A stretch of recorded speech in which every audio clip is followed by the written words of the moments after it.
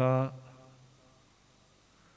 जीर्ण वयन जे करंति भावेण अमला असंकलिठा ते हुंति परित संसारी।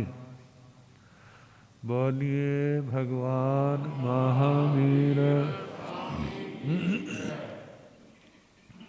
पावन चरित गुरुदेव जी। बंदो मन वच काये भव सागर को तरण में करो हमारी सहाय। जिन शासन जिन वाणी सदा जयवंत हो, श्रवण संग सदा अविचल मंगल हो।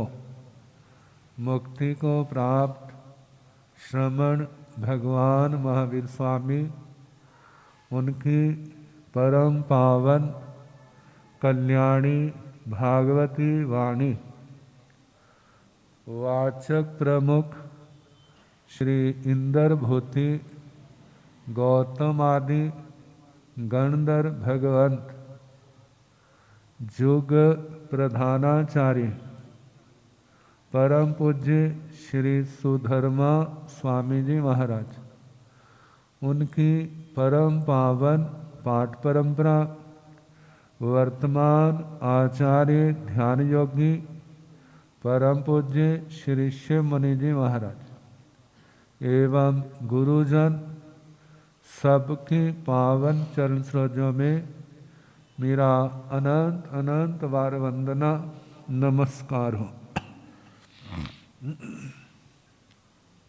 उपस्थित धर्म प्रेमी सज्जनों, माताओं तथा बहनों, हमारा प्रसंग जो लगभग सभी जगह चलता है, चाहे हम पंजाब में हैं, चाहे हरियाणा में है, एमपी में गए, महाराष्ट्र में गए, राजस्थान में गए, हमारा जो 9 तत्वों का ही प्रकरण चलता है। देखा जाए तो जैसे हमारे शरीर में ना खून सारी जगह घूमता है, ऐसे कोई भी प्रांत क्यों ना हो, चाहे देश हो विदेश हो, जिनके अंदर जैनत्व है, तो जैनत्व को टिकाने वाला कौन है? जो हमारा 25 बोल और 9 तत्व का ज्ञान है। हम सम्यक दृष्टि है, ये कैसे पता चलेगा? जो 25 बोल और 9 तत्व की बात करता है और उसके प्रति श्रद्धा रखता है, तो उसको आप क्या कहेंगे? ये तो जैन है। और जो इससे विपरीत चलता हो तो क्या कहेंगे? इसके अंदर जैनत्व नहीं है। तो वही 9 तत्व कल 5वां तत्व पूर्ण हुआ, आश्रम। अब संबर का नंबर है। कहते हैं जैन शास्त्रों का सार 2 शब्दों में आ जाता है, आश्रव और संबर। आश्रव और संबर। आश्रवो भव हेतु स्यात्, संबरो मोक्ष कारणम, इतियम आरहति दृष्टि अन्य दस्या प्रपंचन। कहते संसार का कारण क्या है, जन्म मरण का कारण क्या है, परिभ्रमण का कारण क्या है? ये आश्रव ही तो है। वो पुण्य का आश्रव होगा तो ऊपर चला जाएगा, और पाप का आश्रव हुआ तो नीचे जाएगा। तो ऊपर का मतलब अच्छा, अच्छी पोजीशन, अच्छा स्थान। मनुष्यों में है तो उसका जीवन समृद्ध होगा, लंबी आयु होगी, निरोग होगा, आजीविका की चिंता नहीं होगी, परिवार, रिश्तेदार, समाज सब उसके अगल बगल में घूमेंगे। किसके भला? जैसे कहते हैं ना, ग्रह नक्षत्र चंद्रमा के अगल बगल में घूमते रहते हैं, ऐसे दुनिया के लोग भी जो पुण्यवान है उसके अगल बगल में रहते हैं, आस पास में रहते हैं। और जब पुण्य खत्म हो जाता है फिर सारे अपने अपने स्थानों पर चले जाते हैं। तो कहा पुण्य का आश्रव संसार दृष्टि से ऊपर ले जाता है और पाप का आश्रव जो है वो आत्मा को अच्छे से वंचित कर देता है। और दुर्गतियों में, चाहे वो नरक गति है, चाहे वो त्रियंच गति है, चाहे मनुष्य गति है, यदि पाप है तो देवगति में भी शांति नहीं है। जैसे आप देखते हैं कितने संपन्न परिवार होते हैं, संपत्ति का कोई आर पार नहीं है, लेकिन सब कुछ है, ना घर के अंदर शांति है, ना जीवन के अंदर शांति है। पति पत्नी है तो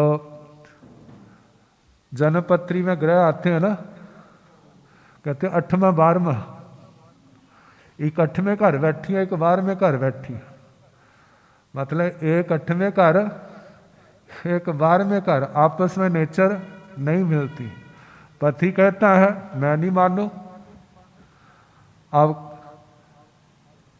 पत्नी कहती है, कहते मैं कौन सा छोटे बाप का हूं, मैं क्यों मानू। वह सारा जीवन ऐसे ही रहता है, मतलब है तो सब कुछ लेकिन शांति नहीं है। ऐसा क्यों है? मतलब उसने पुण्य तो बहुत किए लेकिन पुण्य के साथ कोई पाप कर्म भी कर बैठा है। अब यदि वो प्रायश्चित, आलोचना प्रायश्चित के द्वारा शुद्धिकरण कर लेता तो जीवन का जहर निकल जाता, लेकिन उसने ऐसा किया नहीं। नहीं करने के कारण से क्या हुआ, अब वह जहर उसको तंग कर रहा है। सब कुछ है लेकिन शांति नहीं है। कितने लोग ऐसे होते हैं, पास में कुछ नहीं लेकिन जीवन में शांति होती है। तो इसका मतलब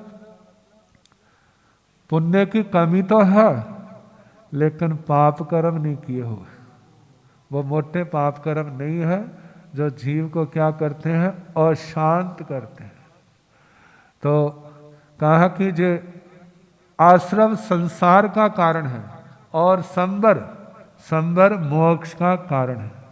जब आत्मा के जीवन में 18 पापों का त्याग आ जाता है और हर समय धर्म आराधना में लगा रहता है तो वो आत्मा ऊर्ध्वगामी होता है, उसका संसार परिभ्रमण घटता है, जन्म मरण घटते हैं। जैसे बुखार उतरता है ना तो शांति महसूस होती है। कोई असाध्य बीमारी चली जाती है तो कितना दिमाग का बोझ उतर जाता है जब बीमारी से छुटकारा पाता है। सिर के ऊपर कर्ज है, जब वापिस हो जाता है तो कितनी शांति होती। तो ऐसे कर्मों का कर्ज, कहते हैं बाहर का कर्ज उतारना आसान है लेकिन कर्मों का कर्ज उतारना ये आसान नहीं। अब इसको उतारने का वही तरीका है जो संसार में, मेहनत बढ़ा दो, पुण्य कर्म बढ़ा दो, धर्म करो, तुम्हें आत्मबल मिलेगा और अपने खर्चे घटा दो। अनावश्यक खर्चे जो है, अब जीना है तो रोटी तो खानी पड़ेगी, समाज में रहना वस्त्र तो पहनना ही पड़ेगा। जो आवश्यक है इसके अलावा जो अनावश्यक है उनके ऊपर अंकुश रखो और धर्म के साथ जुड़ जाओ। धर्म आराधना जितनी करोगे तुम्हारे पाप कर्म क्या होंगे, कटते जाएंगे, पुण्य में बढ़ोतरी हो जाएगी और एक दिन भाग्य का चांद क्या हो जाएगा, पूर्णमासी के चांद के रूप में बन जाएंगे। ये समृद्धि का रास्ता, आत्म समाधि का रास्ता। तो संबर जो है ये आत्मा को सन्मार्ग दिखाता है। देखा जाए तो संबर ही सन्मार्ग है। संबर ही सन्मार्ग है। संबर के साथ तपस्या है तो उसकी शोभा चारों ओर होती है। यदि तपस्या के साथ संबर नहीं है ना तो फिर उसकी शोभा नहीं होती। इसलिए भगवान ने कहा संबर निर्जरा, ये दो तत्व ऐसे हैं। संबर मोक्ष में ले जाता है लेकिन निर्जरा जो है वह जल्दी पहुंचाती है। निर्जरा तत्व 12 प्रकार का तत्व उसको जल्दी पहुंचाता है। तो अब संबर की ओर 25 बोल में 20 आते हैं। पहले 5 सम्यक्त्व, दूसरा विरति, तीसरा अप्रमाद, चौथा अकषाय, पांचवा धर्म योग या अयोग। अयोग तो 14वें गुण स्थान में है, लेकिन वहां पर पहुंचाएगा कौन? ये धर्म योग पहुंचाएंगे। तो ये 5 है। सम्यक्त्व, सम्यक का मतलब यथार्थ, जिसको कह देते हैं सच, सत्य। सम्यक का मतलब सत्य। और जैसे एक सच और एक होता है सच्चाई, तो जो सच्चाई का अर्थ है वही क्या है? सम्यक्त्व का अर्थ है। कहते हैं ना सच्चाई सामने आ जाएगी एक दिन। ऐसे ही जो सम्यक्त्व है जब आत्मा में आ गया तो आत्मा भी क्या बन जाएगा? प्रमाणिक बन जाएगा, लोगों को विश्वास आ जाएगा। तो सम्यक क्या है? सम्यक्त्व क्या है? 9 के 9 तत्व क्या है? अपने स्थान पर सम्यक है। मतलब अच्छा अच्छा है, बुरा बुरा है। अच्छे को अच्छा मानना और बुरे को बुरा मानना, जो जैसा है उसको वैसा मानना, वो क्या है? सम्यक। सम्यक्त्व वो क्या है? सच। कहते हैं जी सच्चाई है, पाप कर्म है। पाप कर्म नहीं है संसार के अंदर, ऐसा नहीं है। लेकिन जो भी सच्चाई है, पाप कर्म करोगे तो नरक और त्रियंच गति, नरक और त्रियंच गति तैयार है। ये तो झूठ नहीं है जो इसको मानता है। अब कहा जाता पुण्य है, जे सत्य है, पुण्य करोगे तो सदगति तैयार है।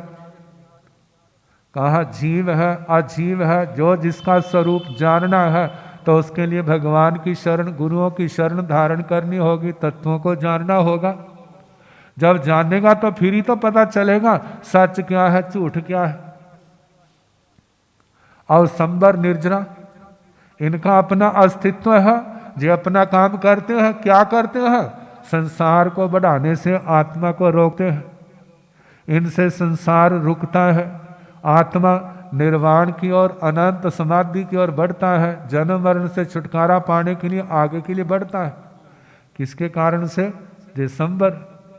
कहा पहला जीव तत्व है और आखिर में क्या है? मोक्ष है।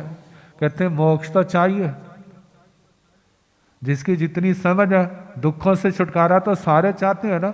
तो मोक्ष क्या है? जो दुखों की जड़ है उससे छुटकारा पाना। जो संसार के दुखों से छुटकारा है वो स्थायी नहीं है।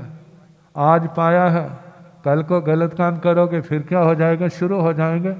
लेकिन एक बार 8 कर्मों को क्षय कर दिया है तो दोबारा ऐसा काम संसार में परिभ्रमण नहीं होगा। तो इस तक पहुंचने के लिए जैसे दूसरी मंजिल पर जाना है तो सीढ़ी की जरूरत होती है ना। यदि इतनी ताकत है जंप लगाए पहुंच जाए, इतनी ताकत तो होती नहीं है। लेकिन जानते हैं एक बंदर होता है, एक लंगूर होता है। बंदर ऊपर से तो छलांग लगा देता है, लेकिन नीचे से अब छलांग लगा के ऊपर नहीं। लेकिन लंगूर वो तो जंप लगाएगा, सीधा जहां से वहां पहुंच जाएगा। कहा जा तो अपने अंदर इतनी ताकत हो, वो है नहीं है तो फिर सीढ़ियों का सहारा लेना पड़ेगा। तो हमारे लिए सीढ़ियां कौन है? हमारे लिए सीढ़ी है। पहला अरिहंत परमात्मा, दूसरा है निर्ग्रंथ गुरु, तीसरा है केवली प्ररूपी धर्म। हम इसको जाने, इसको माने, इसके अनुसार चलें। आपके अंदर सम्यक्त्व भी आएगा, विरति भी आएगी, अप्रमत्तता भी आ जाएगी, अकषाय भाव भी आ जाएगा और आत्मा अयोग्य अवस्था को भी एक दिन प्राप्त कर जाएगी। तो देवगुरु धर्म, जब देवगुरु धर्म के पास आए, ये थोड़ा कि मत्था पैरों को हाथ लगाए चले गए, हमारे मंगल पाठ सुनाओ, इतने से थोड़ा है तो शुरुआत है। गुरुओं के चरणों में आए हैं, निसंते सिया अमुहरी बुद्धाणं अंतिये सया आठ जुत्ताणी सिक्खी जा नीरठाणी ऊ बच जाए। शांत चित्त हो करके, जैसे किसी ने आपकी फोटो खींचनी होगी ना, तो क्या कहते थोड़ी देर रुक जा,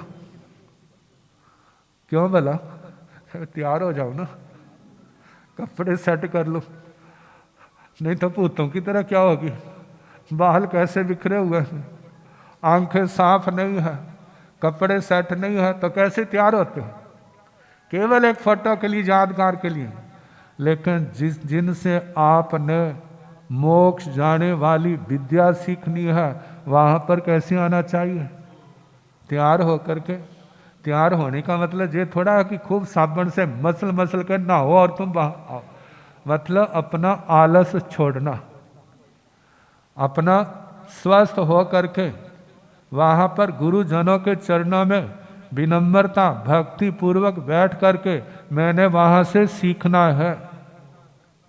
कहा जाता है जो अच्छे बच्चे होते हैं स्कूल में जाते हैं तो जो सब्जेक्ट अध्यापकों ने पढ़ाना है पहले एक बार उसको देख लेते हैं और देखते हैं कौन कौन से शब्द हैं जो मेरे को नहीं आते और उनके ऊपर नोट लगा लेंगे, अंडरलाइन कर लेंगे, फिर उसके बाद उनको अपनी कॉपी के ऊपर लिख लेंगे, क्योंकि जिस समय वो हमारे को बताएंगे तो उस समय शब्द लिखोगे अर्थ लिखोगे, डबल टाइम लगेगा।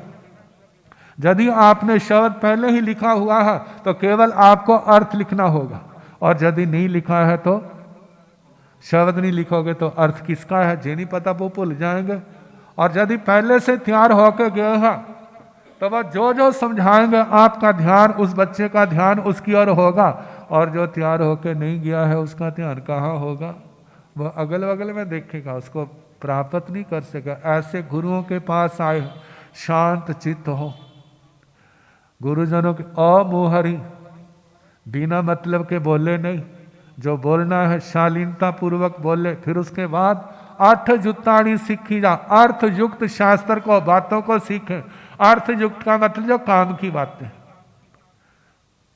जो काम की बातें नहीं है, संसार बढ़ाने वाली है। निरठाणी वो बच्चे जो निरर्थक है, जिनका आत्म कल्याण से संबंध नहीं है। अब गुरुओं के पास आपके जेस न महाराज जी आज सोना इतना महंगा हो गया है, चांदी इतनी महंगी होगी, सब्जी ऐसे चल रही है, कपड़ा ऐसा है, महंगाई बढ़ गई है, ऐसा हो गया, वो व्यक्ति ऐसा है, वो ऐसा है, उससे तुम्हारा क्या बनेगा? गुरुओं को इसकी क्या जरूरत है? कहा कि वहां तो अर्थ युक्त, जिससे आपके अंदर की आंखें खुले, उसको सीखने की जरूरत है। वो बातें कौन सी है? जीव अजीव, पुण्य पाप, आश्रम संबर, निर्जरा बंद, मोक्ष, जे जो अध्यात्म की बातें हैं, इनको सीखेगा तो कुछ बन जाएगा, जे काम आएंगी आने वाले समय में। कहते हैं बुढ़ापे में धर्म ध्यान करना बड़ा मुश्किल है, मृत्यु के समय बड़ा मुश्किल है, लेकिन किनके लिए? जिन्होंने बचपन में अभ्यास नहीं किया, बचपन खेलने में गवा दिया, जवानी भोगों में गवा दी, बुढ़ापा चिंता में गवा दिया, और अंतिम समय क्या होगा? उनको पंडित मरण मिल जाएगा भला? कभी मिलने वाला नहीं है।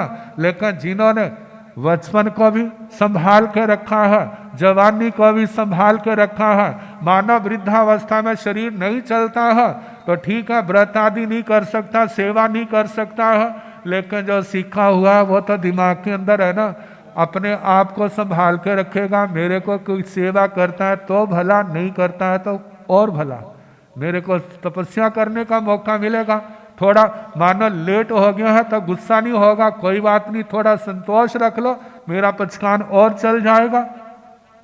सबका भला सोचेगा, किसी को बुरा नहीं बोलेगा, और बुढ़ापा भी उसका क्या हो जाएगा, जहां पर बाहर का धर्म ध्यान तो नहीं होगा, लेकिन विचारों का, अच्छे विचारों का धर्म ध्यान जो है, उसके ख्यालात अच्छे रहेंगे। और उसके कारण से मानो कि जीवन में जो भूलें हुई है उनका पश्चाताप होगा, उनकी क्षमा जांचना करेगा, जिसके कारण से उनके पाप कर्म जो गाढ़े थे वो क्या हो जाएंगे, टिल्ले हो जाएंगे। एक एक क्षण यदि धर्म ध्यान सीखा है, शास्त्र का ज्ञान सीखा है, तो अपने आप को संभाल सकता है, नहीं तो उसने जे नहीं किया, रोना ही रोना रहेगा। उसने वो आया था, मेरे से अच्छी तरह बात नहीं की, देखो कैसा जमाना आ गया है, मैंने इतना कुछ किया, मैंने इतना कुछ किया, बस यही देखता रहेगा। कहते किया किया ठीक है, लेकिन अब ये देखो मैंने बुरा कितना किया है। जो किया है उसकी क्षमा जांचना करो, उसका पश्चाताप करो, और भगवान से प्रार्थना जाजे भावना, हे परमात्मा जो भूले इस जीवन में हुई है आगे ना हो, जो भूले इस जीवन में हुई है वो आगे ना हो। आगे हमारे को जहाँ शारीरिक दृढ़ता है, पुण्य किए है तो सब मिलेगा। आगे मेरा जन्म जो है वो संयम में जाए, तपस्या में जाए, मैं धर्म आराधना करूं, मैं धर्म प्रभावना करूं, वो जीवन में धर्म आए, मैं पापों से बचूं। व्यक्ति दुर्गतियों से तो बचने की प्रार्थना करता है, हे भगवान मेरे जीवन में दुख ना आए, लेकिन जे नहीं प्रार्थना करता, हे भगवान मेरे को ऐसी ताकत दो कि मैं कभी गलत काम ना करूं, कभी मानो विपरीत परिस्थितियों में उनका सामना कर सकूं, कभी पाप के रास्ते पर ना चलूं। जे भावना भानी चाहिए, और जे भावना भाते हैं तो जे हमारी भावना पूर्ण भी होगी। और जे भावना निदान का रूप नहीं है, निदान वो होता है जिस समय हम कहते हैं मेरी करनी का फल हो तो मेरे को जे मिले, वो निदान है।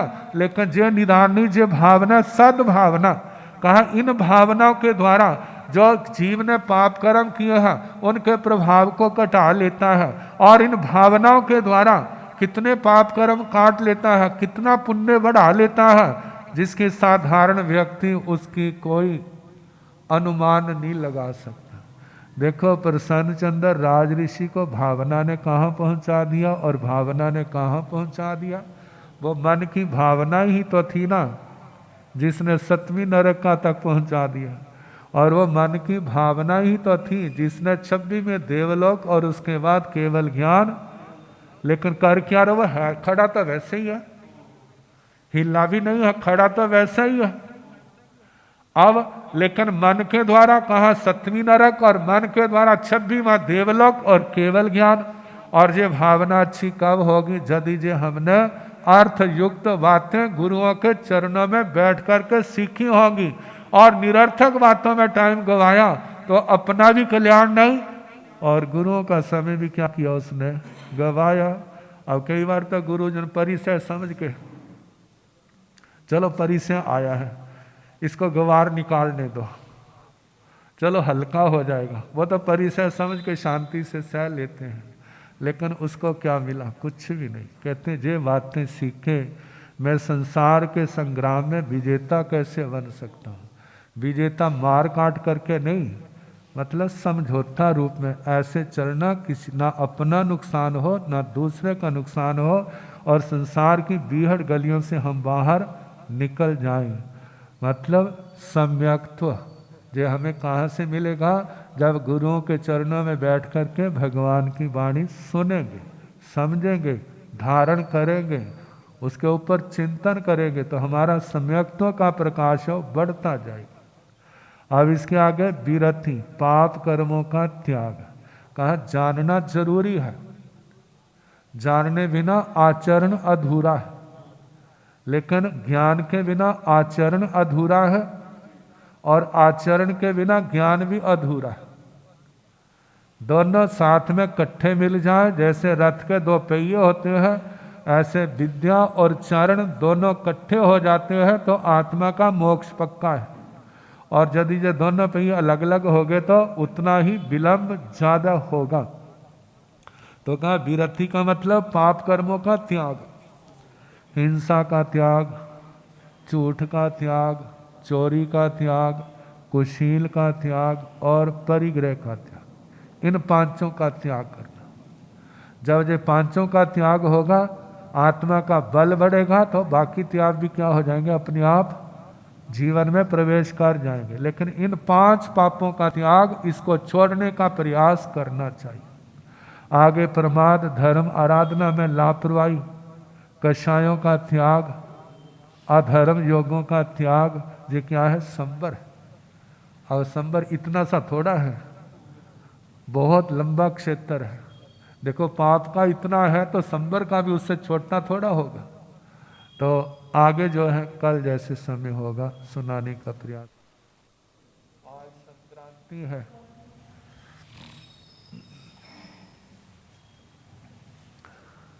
पहले पाठ सुनाएंगे, फिर उसके बाद संक्रांति का नाम, जो हमारे उत्तर भारत में संक्रांति ज़्यादा चलती है, उधर केवल मकर संक्रांति का महत्व। तो संक्रांति का एक भावना से जुड़ा हुआ है। पंजाब में सिख संप्रदाय की बहुलता होने के कारण उनके ज़्यादा प्रथा है, और उनकी प्रथा जो हमारे अंदर भी आ गई। भावना क्या है, चलो महीने का नाम, साल का नाम गुरुओं के मुख से सुने, हमारा साल महीना अच्छा निकल जाएगा। लेकिन गुरुजन कहते हैं हमने तो सुना दिया, लेकिन आपका अच्छा केवल सुनने से नहीं होगा। जो गुरुओं की शिक्षा है ना, जब तुम्हारे जीवन में आ जाएंगी ना, तो तब सचमुच में अच्छा होगा।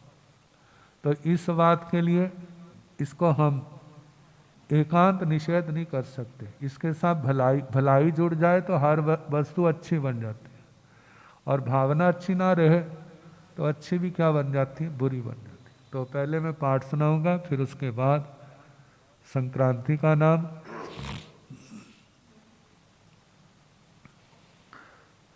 नमो अरिहंताण, नमो सिद्धाण, नमो आयर्याण, नमो उवझायाण, नमो लोये संसाहुण, एसो पंच नमो कारो सव पावपणासण, मंगलानंत सम्य सिंह पड़मंग हवाई मंगलम।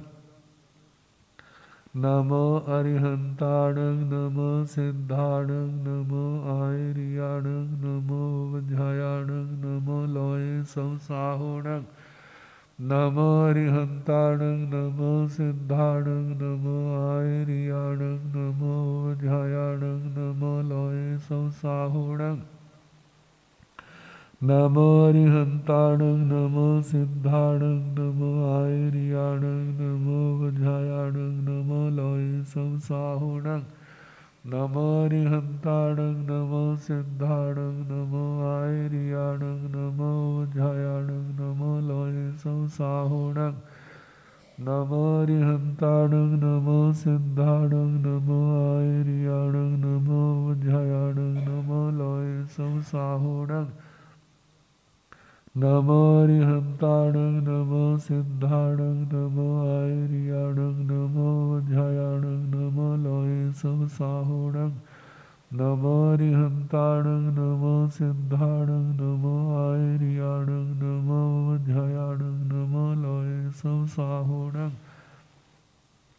नमो अरिहंताण, नमो सिद्धाण, नमो आयर्याण, नमो वज्रायाण, नमो लोये संसाहुण, नमो अरिहंताण, नमो सिद्धाण, नमो आयर्याण, नमो वज्रायाण, नमो लोये संसाहुण, नमो अरिहंताण, नमो सिद्धाण, नमो आयर्याण, नमो वज्रायाण, नमो लोये संसाहुण, ऐसो पंच नमो कारो सब पावपणासण, मंगलानंद सम्य सिंह पड़मंग हवाई मंगलम।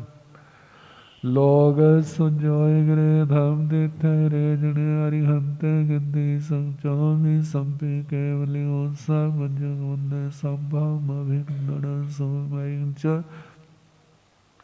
पावं पहं सोपासं जिणं च चंद पह वंदे सोविहिं च पोहदन्तं सियल सिंहवासो विद्यं विमलवनन्तं च जिणं धम्मं सन्तिं च वन्दामि कुन्थमरं च मल्लिं वन्दे मणिसोऽयनमे जिणं च वन्दामि रत्नेपासं तः वर्धमानं च एवं मे वित्वा व्यूहिरेमला पाहिण चरमरण चौबी संपी जीण रादित्य रामे वस्यंतो कित्य वंदिय महिया जे लोग सुतमा सिद्धा रोग मोहि लाभं समाहि वर मुत्त चंदे सोनि मल्लेरा आय चे सोह्यम पया सैरा सागर वर गंभीरा सिद्धा सिद्धि मौनि संतो लोग सुजोइग्रे धाम तीर्थ रेजणे हरिहंते गिद्दी संचामि संपी केवले ओसा मज्जे वंदे संभव अभिनंदन सो मैं च पाऊं बह सो पासं जिणंच चंद पह वंदे सो विहिं च पोहदंतं सिया सिंहवासवंजन विमलवनन्तं च जिणं धम्मं सन्तिं च वन्दामि कुन्थमरं च मल्लिं वन्दे मणिसोऽयनमे जिणं च वन्दामि रत्नेपासं तः वर्धमानं च एवं मे वित्वा विहुरिमला पाहिण जरमरण चौबीसंपि जिण रादित्य रामे वस्यन्तो कित्य वंदिय महिया जे लोग सुतमा सिद्धारोग मोहि लाभं समाहि वर मुत्तदंतो चंदे सो निवल्लेरा आय चे सो अहियं पया सैरा सागर वर गंभीरा सिद्धा सिद्धि मौनि संतो लोग सुजोइग्रे धाम तीर्थ रेजणे हरिहंते गिद्दी संचामि संपी केवली ओसा मज्ज वंद संभव अभिनंदन सो मैं च पाऊं पह सो पासं जिणं च चंद पह वंदे सो विहिं च पोहदन्तं सियल सिंहवासो वज्जं विमलवनन्तं च जिणं धम्मं सन्तिं च वन्दामि कुन्थमरं च मल्लिं वन्दे मणिसोऽयनमे जिणं च वन्दामि रत्नेपासं तः वर्धमानं च एवं मे वित्वा व्यूहिरेमला पाहिण जरमरण चौबीसंपि जिण रादित्य रामेव संतो कित्य वंदिय महिया जे लोग सुतमा सिद्धा आरोग मोहि लाभं समाहि वर मुत्तंद चंदे सो निवल्लेरा आय चे सो अहियं पया सैरा सागर वर गंभीरा सिद्धा सिद्धि मौनि संतो लोग सुजोइग्रे धाम तीर्थ रेजणे आरे हंते गिद्दी संचोबि संपि केवल्योत्सा मज्ज वंदे संभव अभिनंदन सो मैं च पाऊं पह सो पासं जिणं च चंद पह वंदे सो विहिं च पोहदन्तं सियल सिंहवासो वज्जं विमलवनन्तं च जिणं धम्मं सन्तिं च वन्दामि कुन्थमरं च मल्लिं वन्दे मणिसोऽयनमे जिणं च वन्दामि रत्नेपासं तः वर्धमानं च एवं मे वित्वा विहुरिमला पाहिण जरमरण चौबीसंपि जिण रादित्य रामेव संतो कित्य वंदिय महिया जे लोग सुतमा सिद्धा आरोग मोहि लाभं समाहि वर मुत्तंतो चंदे सो निवल्लेरा आय चे सो अहियं पया सैरा सागर वर गंभीरा सिद्धा सिद्धि मौनि संतो लोग सुजोइग्रे धाम तीर्थ रेजणे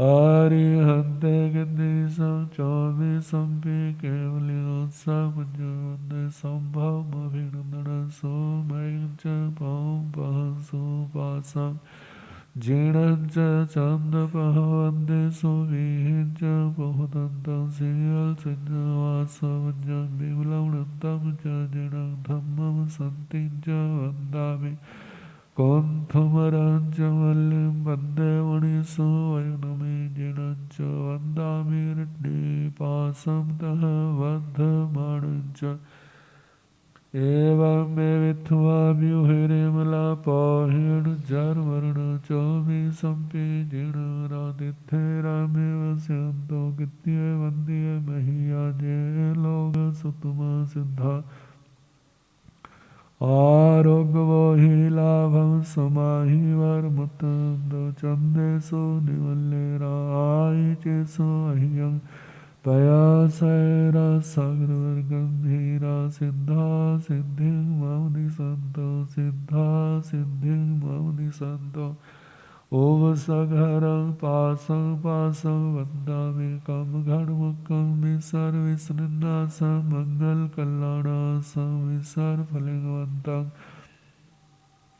ਕੰਠੇ ਧਾਰੇ ਜੋ ਸਿਆਮਣੋ ਤਸ ਗਹਰੋ ਕੁਮਾਰੀ ਦੁੱਠ ਜਰਾ ਜੰਤਿਓ ਸਾਵੰ ਚਿੱਠਾਉ ਦੂਰੇ ਮੰਤਾ ਤੁਝ ਪ੍ਰਣਾਮੋ ਵੀ ਬਹੁ ਫਲ ਹੋਇ ਨਾਰਤ੍ਰਿਏ ਸੁਜੀਵਾ ਪਾਵੰਤੀ ਨੇ ਦੁਖ ਦੋਖ ਚੰਤੋ ਸੁਮਤੇ ਲੰਧੇ ਚਿੰਤਾਮਣਿ ਕਪ ਪਾਇਵ ਬਹੀ ਪਾਵੰਤੀ ਅਭਿਖੇਣੰ ਜੀਵਾ ਐਰਾਮ ਰੰਗ ਠਾਣੰ ਇਯ ਸੰਤੋ ਮਹਾਜਸ ਭਤੀ ਵਰਨਿ ਭਰੇਣ ਹੀ ਅਯਣ ਤਾ ਦੇਵ ਦਿਜ ਮੋਹਿੰ ਭਵੇ ਭਵੇ ਪਾਸ ਜਿਣ ਚੰਦ ਓਵ ਸਘਰੰ ਪਾਸੰ ਪਾਸੰ ਵੰਦਾਮਿ ਕਮ ਘੜ ਮੁਕੰ ਵਿਸਰ ਵਿਸਰਨਾਸ ਮੰਗਲ ਕਲਿਆਣਾਸ ਵਿਸਰ ਫਲਿੰਗਵੰਤੰ ਕੰਠੇ ਧਾਰੇ ਜੋ ਸਿਆਮਣੋ ਤਸ ਗਹਰੋ ਕੁਮਾਰੀ ਦੁੱਠ ਜਰਾ ਜੰਤਿਉ ਸਾਵੰ ਚਿੱਠਾਉ ਦੂਰੇ ਮੰਤੋ ਤੁਝ ਪ੍ਰਣਾਮੋ ਵੀ ਬਹੁ ਫਲ ਹੋਇ ਨਾਰਤ੍ਰਿਏ ਸੁਜੀਵਾ ਪਾਵੰਤੀ ਨੇ ਦੁਖ ਦੋਖ ਚੰਤੋ ਸੁਮਤੇ ਲੰਧੇ ਚਿੰਤਾਮਣਿ ਕਪ ਪਇਓ ਬਹੀਏ ਪਾਵੰਤੀ ਅਭਿਖੇਣੰ ਜੀਵਾ ਐਰਾਮ ਰੰਗ ਠਾਣੰ ਇਯ ਸੰਤੋ ਮਹਾਜਸ ਭਤੀ ਵਰਨਿ ਭਰੇਣ ਹੀ ਅਯਣ ਤਾ ਦੇਵ ਦਿਜ ਮੋਹਿੰ ਭਵੇ ਭਵੇ ਪਾਸ ਜਿਣ ਚੰਦ ਓਵ ਸਘਰੰ ਪਾਸੰ ਪਾਸੰ ਵੰਦਾਮਿ ਕਮ ਘੜ ਮੁਕੰ ਵਿਸਰ ਵਿਸਰਨਾਸ ਮੰਗਲ ਕਲਿਆਣਾਸ ਵਿਸਰ ਫਲਿੰਗਵੰਤੰ ਕੰਠੇ ਧਾਰੇ ਜੋ ਸਿਆਮਣੋ ਤਸ ਗਹਰੋ ਕੁਮਾਰੀ ਦੁੱਠ ਜਰਾ ਜੰਤਿਉ ਸਾਵੰ ਚਿੱਠਾਉ ਦੂਰੇ ਮੰਤੋ ਤੁਝ ਪ੍ਰਣਾਮੋ ਵੀ ਬਹੁ ਫਲ ਹੋਇ ਨਾਰਤ੍ਰਿਏ ਸੁਜੀਵਾ ਪਾਵੰਤੀ ਨੇ ਦੁਖ ਦੋਖ ਚੰਤੋ ਸੁਮਤੇ ਲੰਧੇ ਚਿੰਤਾਮਣਿ ਕਪ ਪਾਇਵ ਬਹੀਏ ਪਾਵੰਤੀ ਅਭਿਖੇਣੰ ਜੀਵਾ ਐਰਾਮ ਰੰਗ ਠਾਣੰ ਇਯ ਸੰਤੋ ਮਹਾਜਸ ਭਤੀ ਵਰਨਿ ਭਰੇਣ ਹੀ ਅਯਣ ਤਾ ਦੇਵ ਦਿਜ ਮੋਹਿੰ ਭਵੇ ਭਵੇ ਪਾਸ ਜਿਣ ਚੰਦ ਓਵ ਸਘਰੰ ਪਾਸੰ ਪਾਸੰ ਵੰਦਾਮਿ ਕਮ ਘੜ ਮੁਕੰ ਵਿਸਰ ਵਿਸਰਨਾਸ ਮੰਗਲ ਕਲਿਆਣਾਸ ਵਿਸਰ ਫਲਿੰਗਵੰਤੰ ਕੰਠੇ ਧਾਰੇ ਜੋ ਸਿਆਮਣੋ ਤਸ ਗਹਰੋ ਕੁਮਾਰੀ ਦੁੱਠ ਜਰਾ ਜੰਤਿਉ ਸਾਵੰ ਚਿੱਠਾਉ ਦੂਰੇ ਮੰਤੋ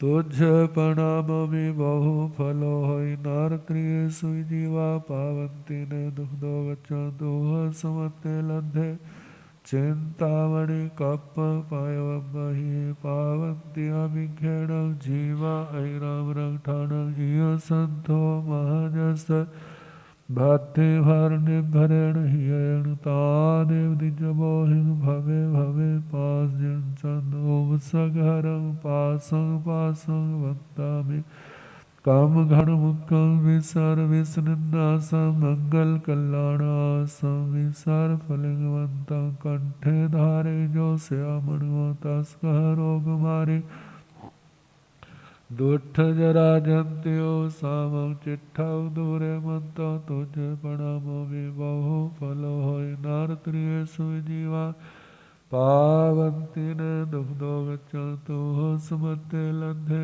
चिन्तामणि कप्प पयवहि पावन्ति अभिखेण जीवाय राम राम ठाण इय संतो महाजस भक्ति भर निभरण हियणतादेव दिज मोहि भवे भवे पास चंद भवे भवे पास चंद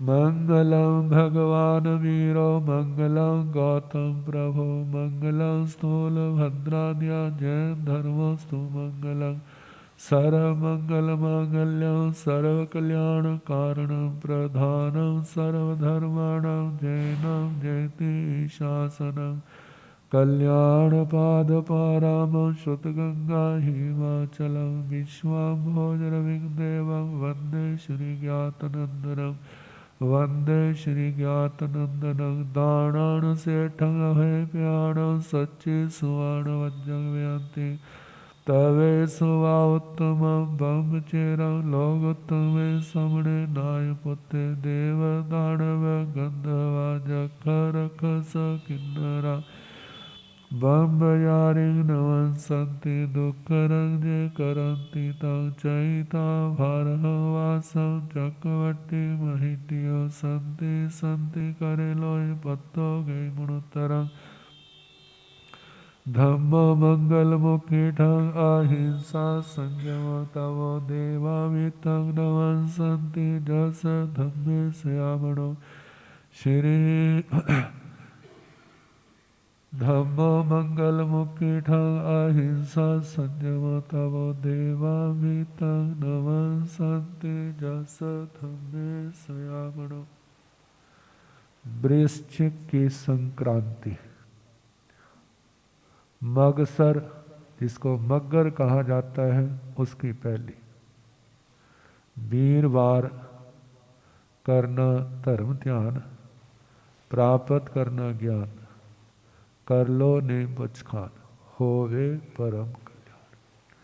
वृश्चिक की संक्रांति मगसर मार्गशीर्ष मगर की पहली वीरवार करना धर्म ध्यान प्राप्त करना ज्ञान कर लो नीम पचखान होवे परम कल्याण हो।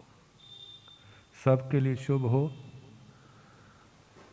एक महीने के लिए कोई अपने नियम धारण कर ले। जो समायिक नहीं करते समायिक करे, माला नहीं करते माला करे, स्वाध्याय करे, रात का विहार, एक महीना झूठ नहीं बोलना चाहे कुछ हो जाए, गुस्सा नहीं करना, निवाना बन के रहना, अहंकार नहीं करना, किसी से चीटिंग नहीं करनी, लड़ाई से बचना। एक महीने की बात है, करके देख लो। जे लाभ हो तो दोबारा कर लेना, ना हो तो तुम्हारी इच्छा। आपकी धारणा के अनुसार एक महीने के लिए माला पांचवें तीर्थंकर भगवान के भगवते श्री सुमति नाथाय नमो नमः। भगवते श्री सुमति नाथाय नमो नमः।